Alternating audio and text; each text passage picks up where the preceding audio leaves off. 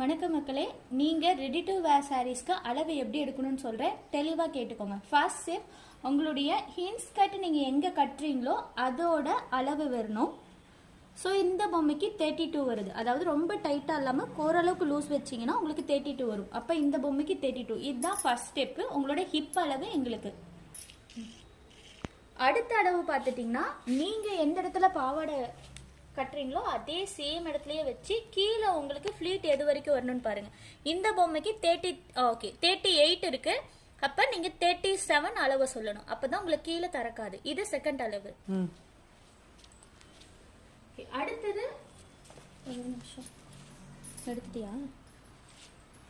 மூணாவது அளவு வந்து உங்க ஹிப்ல இருந்து மேல முந்தானி போடுறீங்க இல்லையா, சோ அந்த முந்தி அளவு.